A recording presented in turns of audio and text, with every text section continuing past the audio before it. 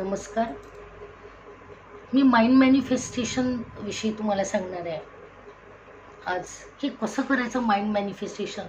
जेव्हा एखादी गोष्ट आपण सतत बोलतो ना, तर ती सबकॉन्शियस माइंडमध्ये साठवल्या जातात त्या गोष्टी. आणि दुसरं म्हणजे तुम्हाला युनिवर्सला कृतज्ञता दाखवायची असते. थँक्स. होपोनोपोनोची जी मेथड आहे, I am sorry, please forgive me, thank you, I love you, हे 4 जे वाक्य आहे, यामुळे आपल्या ब्रेनमध्ये ज्या काही ओल्ड मेमरीज असतात, कुणाशी तरी भांडण झालं असतं, ब्रेकडाऊन झालं असतं किंवा काहीतरी झालं असतं, ते वॉशआउट होतं आणि त्यामुळे नवीन एनर्जी यायला सुरुवात होते. जर तुम्हाला चांगलं हे पाहिजे असेल, प्रपोजल, चांगला मुलगा हवा असेल लग्नासाठी, तर तुम्ही म्हणू शकता की थँक्स युनिवर्स, मला खूप चांगला पती मिळालेला आहे, मला खूप छान घराणं मिळालेलं आहे. हा प्रयोग तुम्ही करून बघा आणि माझ्या चॅनलला सबस्क्राईब करा.